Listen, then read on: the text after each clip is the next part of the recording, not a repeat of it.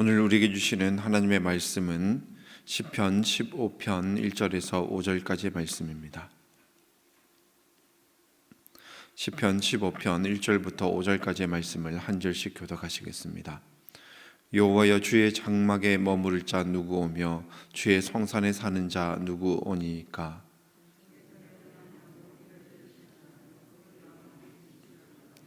그의 혀로 남을 허물하지 아니하고 그의 이웃에게 악을 행하지 아니하며 그의 이웃을 비방하지 아니하며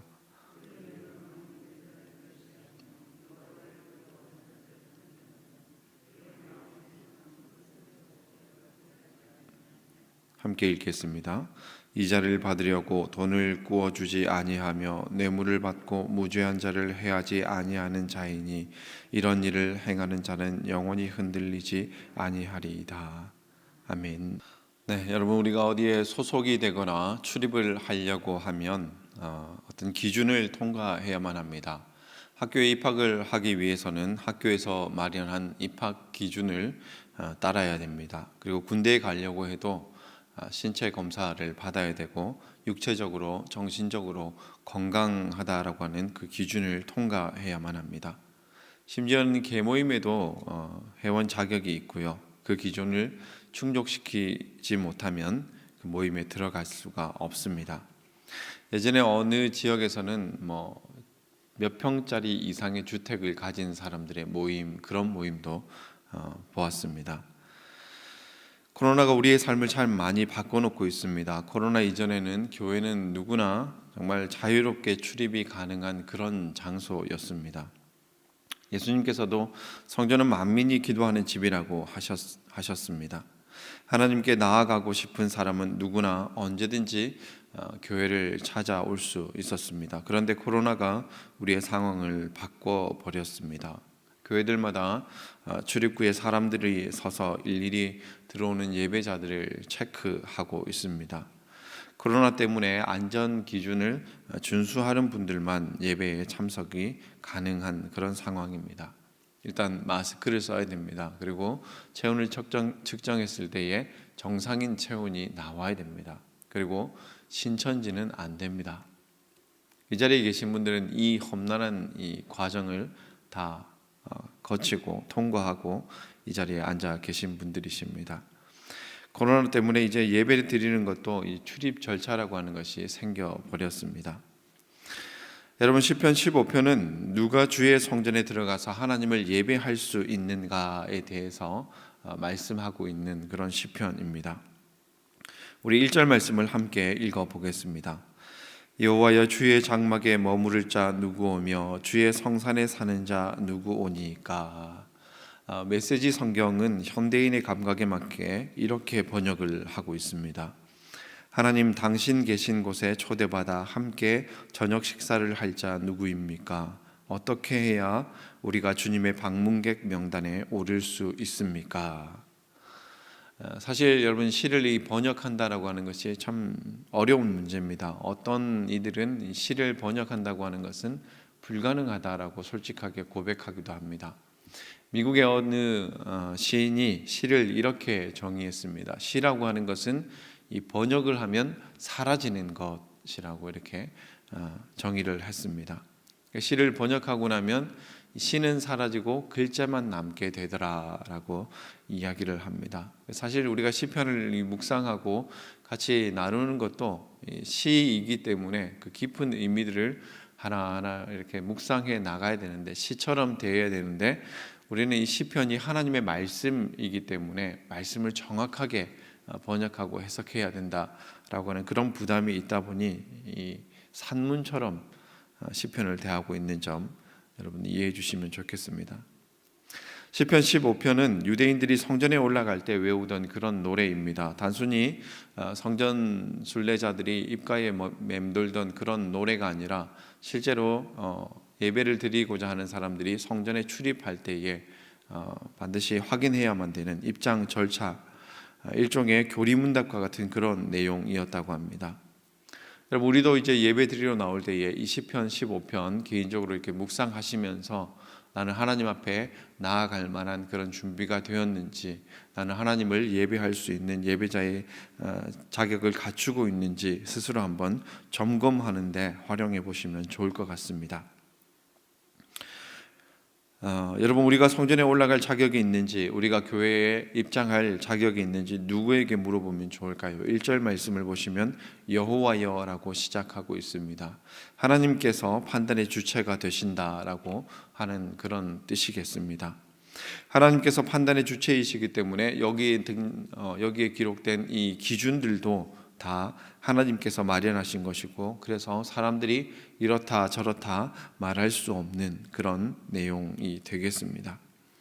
주의 장막에 머무를 자, 주의 성산에 사는 자라고 할 때 여기서 머무른다, 산다라고 하는 이런 단어들은 그냥 잠시 우리가 성전에 방문했다가 왔다가 가는 그런 의미를 가지는 것이 아니라, 주의 장막에 머무른다, 주의 성산에 산다라고 하는 이 말은 하나님의 보호를 의미하는 말씀입니다. 어제 우리가 묵상했던 시편 14편 6절 말씀에도 너희가 가난한 자의 계획을 부끄럽게 하나 오직 여호와는 그의 피난처가 되시도다라고 말씀하셨습니다. 여러분, 구약시대의 여호와의 장막은 떠돌이 나그네 그리고 노숙자에게 잠자리를 제공해 주었고, 이주 노동자에게 삶의 터전을 마련해 주는 그런 곳이었습니다. 지친 영혼이 쉼을 얻고 악인들의 폭력과 위협으로부터 벗어날 수 있는 피난처가 바로 주님이 계시는 성전이었습니다.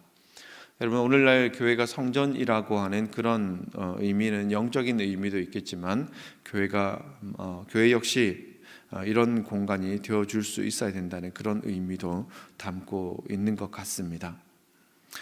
1절에서는 이렇게 주의 성전에 누가 들어갈 수 있습니까? 거기에 누가 머무를 수 있습니까? 라고 질문을 했다면, 이제 나머지 2절부터 5절까지는 이 질문에 대한 답을 해주고 있습니다. 여러분, 2절 말씀 한번 보시겠습니까? 제가 표준 세번역으로 한번 읽어드리겠습니다. 깨끗한 삶을 사는 사람, 정의를 실천하는 사람, 마음으로 진실을 말하는 사람이라고 번역하고 있습니다. 여러분, 성전에 들어갈 수 있는 사람은 우선 깨끗한 삶을 사는 사람, 그리고 정의를 실천하는 사람, 마음으로 진실을 말하는 사람이다라고 말씀하고 있습니다. 여러분, 나는 이런 것 잘 지키고 있다, 나는 자신 있다 하시는 분들은 마음속으로 손을 들고 계십시오. 그리고 계속해서 제가 이 말씀들, 기준들을 들려드릴 때에 나는 여전히 괜찮다 하시면 그 손을 마지막까지 한번 들고 계셔 보셨으면 좋겠습니다.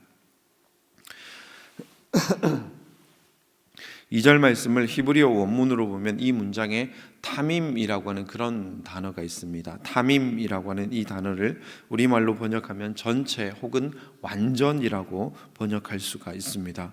그러니까 이 말씀은 모든 행실에 흠이 없이 올곧게 사는 사람이 하나님 앞에 나아갈 수 있다라고 말씀하는 겁니다. 여러분, 정의를 실천하는 사람은 어떤 사람을 말하는 걸까요? 내가 그냥 예수님 잘 믿고 개인적으로 윤리 도덕적으로 바른 삶을 살아가면 그것이 정의를 실천하는 사람을 말하는 것일까요? 사실은 그 이상의 것을 말하는 겁니다. 내 개인의 삶을 잘 사는 것, 그것도 중요하지만 그것을 넘어서 우리가 살아가는 이 세상에서 어떤 불의를 보거나 악인들이 행하는 그 나쁜 일을 볼 때에 세상을 깨끗하기 위해서, 정의를 실천하기 위해서 행동하는 양심을 말하는 겁니다. 우리가 에스겔서를 묵상할 때에 하나님께서 에스겔을 파수꾼으로 세웠다 하실 때도 하나님이 하신 말씀이, 파수꾼의 역할이 무엇입니까? 악인이 죄악된 길을 걸어갈 때에 그것을 보고 그들의 잘못을 그들에게 경고하는 그 역할이 파수꾼의 역할이었는데, 정의를 실천하는 사람 역시 그와 같은 삶을 살아가는 사람을 의미한다고 할 수 있겠습니다. 3절 말씀도 제가 표준 세번역으로 한번 읽어드리겠습니다. 혀를 놀려 남의 허물을 들추지 않는 사람, 친구에게 해를 끼치지 않는 사람, 이웃을 모욕하지 않는 사람. 예전에 김문훈 목사님이 그런 얘기 하시더라고요. 교인들은 두세 사람만 모이면 신령과 진정으로 남의 뒷담화를 한다, 그렇게 얘기를 하시더라고요. 친구에게 해를 끼치지 않는 사람이라고 하는 이 단어는 일종의 언어 유희가 담겨 있습니다. 히브리어로 보면 레아에게 라를 행하지 않는 사람. 그러니까 레아는 이웃을 말하고 라는 악을 말하는 겁니다. 그래서 레아에게 라를 행하지 않는 사람이라고 하는 겁니다. 혀를 놀려서 남을 헐뜯는 말, 여러분 고대 사회에서 대표적인 사회 악 중에 하나가 무엇이었냐면 재판에서 거짓 증언을 하는 것이었습니다.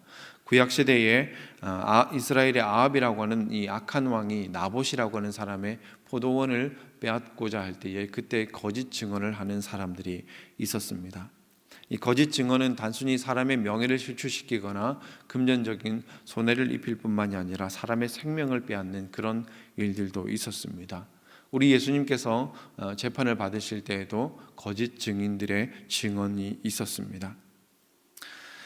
여러분, 이런 말씀은 무엇을 말하는 걸까요? 결국 이 모든 말씀은 우리의 삶의 예배를 말하고 있는 겁니다. 여러분, 성경은 곳곳에서 거룩한 삶이 없이는 거룩한 예배도 있을 수 없다라고 하는 것을 우리에게 말씀해 주고 있습니다. 여러분, 우리가 주일이면 어떻게 합니까? 하나님 앞에 나아가기 위해서 우리 자신을 살피지 않습니까? 그리고 이왕이면 하나님 앞에서 단정하고 깨끗한 모습을 보여드리기 위해서 옷을 잘 준비해서 입고 나아옵니다. 우리가 주일을 위해서 하나님 앞에 나아가기 위해서 깨끗하고 단정한 옷을 준비해서 입는 것도 예배를 준비하는 것이고 하나님 앞에 나아가기 위한 준비이지만, 사실 더 중요한 것은 무엇입니까? 우리가 매일매일의 삶에서 예수 그리스도로 옷 입으며 주님이 기뻐하시는 그 삶을 살아내는 것, 그것이 훨씬 더 중요하고, 그런 삶을 살아내는 사람들이 바로 하나님 앞에 나아갈 수 있는 자격이 있다라고 말씀해 주고 있는 겁니다. 4절 말씀도 제가 표준 세번역으로 한번 읽어드리겠습니다. 하나님을 업신 여기는 자를 경멸하고 주님을 두려워하는 사람을 존경하는 사람입니다. 맹세한 것은 해가 되더라도 깨뜨리지 않고 지키는 사람입니다. 여러분, 우리가 이 시대의 파수꾼으로 산다라고 하는 것, 행동하는 양심이 된다라고 하는 것은 어떤 모습이겠습니까? 세상의 불의한 권력과 부귀 영화 앞에서 굽신거리고 아첨하는 것이 아니라 정말 하나님을 경외하는 사람들을 존중하고 그 사람들을 닮아가기 위해 애를 쓰는 겁니다. 여러분은 지금 누구를 따라 살아가고 있습니까? 누구에게 존경을 표하고 계십니까? 하나님을 경외하면서 하나님의 뜻대로 살아가는 사람들에게 존경을 표하십니까? 아니면 세상에서 부와 명예와 성공의 업적을 쌓은 사람들을 부러워하고 계십니까? 여러분, 우리가 정말 하나님의 백성이라고 한다면은 자신의 성공과 업적을 내세워서 하나님을 업신여기는 자를 경멸해야 한다라고 말씀하고 있습니다. 여러분, 최근에도 연예계 종사자가 아파트 경비원에게 폭행과 폭언을 일삼아서 사람을 죽음으로 내모는 그런 일들이 있지 않았습니까? 여러분, 이런 사건 역시 저는 하나님을 업신여기는 일이라고 생각합니다. 왜냐하면 우리 한 사람 한 사람은 하나님의 형상을 따라서 하나님께서 창조하신 하나님의 창조물이기 때문입니다. 만약 여러분들이 뭔가 정성을 들여서 멋진 작품을 만들었는데 그것을 누군가 해치고 파괴하고 낙서를 한다라고 하면 그때 여러분들은 아무렇지 않을 수 있겠습니까? 그 사람이 만든 피조물에 대해서 함부로 대하는 것은 결국 그것을 창조한 사람을 업신여기는 것과 같은 것이라고 할 수가 있겠습니다. 여러분, 그리스도인들은 세상에서 떵떵거리며 자신의 권세와 부를 자랑하는 사람들을 부러워하는 사람들이 아니라 하나님을 두려워하는 그 사람들을 높이고 존경하고 따르고자 하는 사람들이라고 하는 것 기억하셨으면 좋겠습니다. 여러분, 우리가 하나님을 두려워한다고 하는 것은 무엇을 말하겠습니까? 하나님을 두려워한다라고 하는 것은 우리가 하나님의 뜻을 분별할 줄 안다라고 하는 것입니다. 무엇이 하나님이 보시기에 선한 것인지 악한 것인지를 분별할 줄 아는 것, 그것을 하나님 경외함이라고 말할 수 있겠습니다. 물론 우리가 때로는 하나님의 뜻이 무엇인지 알면서도 우리는 그 길을 선택하지 못하고 잘못된 길을 선택하고 마는 그런 순간들도 있습니다. 그러나 여러분, 근본적으로 우리 시대는 점점 더 하나님의 뜻이 무엇인지, 그분의 선한 뜻이 무엇인지 분별하지 못하는 그런 시대가 되어가고 있는 것은 아닌가라는 그런 염려가 되는 것이 사실입니다. 여러분, 이 시대의 그리스도인들이 가장 우선적으로 회복해야 될 것은 뭘까? 저는 그것이 바로 분별력이라고 생각합니다. 여러분, 이것이 정말 중요한 겁니다. 이스라엘의 역사 속에는 이 반복되는 악순환이 있습니다. 그것이 무엇이냐면, 여러분, 우리가 하나님께 순종하고자 하는 마음이 없으면 하나님의 말씀이 들리지 않습니다. 하나님의 말씀은 누구에게 주어지느냐? 하나님의 말씀을 지키고 순종하고자 하는 사람에게 하나님의 말씀이 주어집니다. 근데 우리가 하나님의 말씀을 지키고자 하는 그런 마음이 없으면 하나님의 말씀이 들리지 않고, 하나님의 말씀이 들리지 않으면 사람들은 자신의 소견에 오른 대로 살아가게 됩니다. 그렇게 되면 자기의 마음속에 참 하나님이 아닌 자신이 만든 우상과 같은 존재를 하나님처럼 생각하게 됩니다. 그렇게 되면 자기 안에 자기가 만들어 놓은 그 하나님이 자리 잡게 되고, 나중에는 무슨 일이 벌어지냐면, 진짜 살아계신 하나님께서 하나님의 말씀을 들려주실 때에 자기 안에 있는 그 거짓된 우상과 참 하나님을 비교하면서 참 하나님이 가짜라고 취급하며 하나님과 하나님의 말씀을 폐기시켜버리는 그런 일들이 벌어지고 마는 겁니다. 여러분, 예수님의 십자가 사건이 어떤 사건이었습니까? 하나님을 가장 잘 안다라고 하는 사람들, 하나님을 가장 사랑한다고 하는 사람들이 하나님의 이름으로 하나님을 십자가에 못 박은 사건이 바로 십자가 사건이었습니다. 여러분, 우리도 분별력을 잃어버리면 이런 대열에 동참할 수가 있는 겁니다. 하나님의 뜻을 분별하지 못하면 하나님의 말씀을 오히려 가짜라고 배척하고 거부하게 되는 겁니다. 참 하나님의 사람들은 하나님의 뜻 가운데 살기로 작정한 사람들입니다. 그래서 하나님의 말씀이 주어질 때에 그것이 비록 나에게 어려움이 생기고 내가 그것 때문에 불편함과 손해를 감수하게 된다라고 할지라도 그 말씀을 끝까지 지키는 사람들입니다. 이런 사람들이 바로 이 시대의 순교자요 예수의 참된 제자라고 말씀드릴 수 있겠습니다. 시편에 이런 사람들이 하나님 앞에 나아가서 예배 드릴 자격이 있는 사람들이다라고 말씀하고 있습니다. 여러분, 5절 말씀 표준 세번역으로 한번 읽어드리겠습니다. 높은 이자를 받으려고 돈을 구워주지 않으며 무죄한 사람을 해칠세라. 뇌물을 받지 않는 사람입니다. 이러한 사람은 영원히 흔들리지 않을 것입니다. 여러분, 어떻습니까? 누가 나에게 뭐 좀 갖다 주는 일이 없어서 속상하십니까? 누가 나에게 뇌물을 가져다 주는 사람이 없는 것 때문에 슬퍼하지 마시고, 여러분이 뇌물을 받지 않아도 되는 그 자리에 있음을 감사하실 수 있기를 바랍니다. 여러분, 오늘날 경제 상식으로는 이해가 안 되고 낯설지 모르겠지만, 원래 하나님 백성들 가운데에는 이자를 받고 돈을 빌려주는 일은 금지되어 있습니다. 신명기 23장 19절 말씀에 이런 말씀이 있습니다. 내가 형제에게 구워 주거든 이자를 받지 말지니 곧 돈의 이자, 식물의 이자, 이자를 낼 만한 모든 것에 이자를 받지 말 것이라. 여러분, 고대 사회에서 남에게 돈을 빌리는 그런 상황은 어떤 상황일까요? 지금처럼 내가 뭔가 사업을 확장해보고 더 큰 일을 하기 위해서 돈을 빌리는 일은 거의 존재하지 않았습니다. 이 시대에 돈을 빌린다라고 하는 것은 말 그대로 긴급 구제 금융을 말하는 겁니다. 당장 먹을 것이 없어서, 혹은 갑자기 병이 들어서 치료비가 필요해서, 급하게 돈이 필요해서 남에게 돈을 꾸는 겁니다. 구체적으로 보면은 농경 사회에서 천재지변이나 전쟁 등과 같은 특별한 상황이 생겼을 때에 농사를 망치게 되면 이 사람은 하늘을 살아갈 소망이 없습니다. 농사는 내가 원하는 시기에 아무렇게나 지을 수 있는 것이 아니라 시간과 때가 있기 때문에 그 때를 놓쳐버리게 되면은 복구할 수가 없는 겁니다. 이런 형편에 있는 사람들은 어떻게든 한 해를 버텨야 하기 때문에 땅을 저당 잡히고 양식을 빌리게 되어 있습니다. 그런데 고대 사회에도 말도 안 되는 이자를 붙여서 다른 사람의 땅을 빼앗고, 심지어는 그 자녀들을 종으로 삼는 일들이 허다했습니다. 나중에 유대 전쟁이 일어났을 때에 유대인 그 반란군들이 제일 먼저 했던 일이 뭐냐면 예루살렘 성전에 들어가서 이 노비 문서와 빈 문서를 태워버리는 일이었다고 합니다. 여러분, 이스라엘 중에 먹을 양식이 없어서 빈궁한 중에 있는 사람에게 양식을 구워주는 것은 형제 자매로서의 의무를 다하는 겁니다. 그런데 그런 가난한 사람들에게 먹을 양식을 구워주고 고리의 이자를 받는 것은 하나님께서 기뻐하시지 않는 일이라고 하는 겁니다. 여러분, 어떻습니까? 하나님께서 이런 것들을 지키는 자가 하나님 앞에 나아갈 자격이 있다라고 말씀하고 있습니다. 아까 서두에 나는 충분히 자격이 있다라고 생각하시는 분들은 마지막까지 손을 들고 계십시오라고 말씀을 드렸는데, 어떻습니까? 여전히 마음의 손을 들고 계신 분이 계신지 모르겠습니다.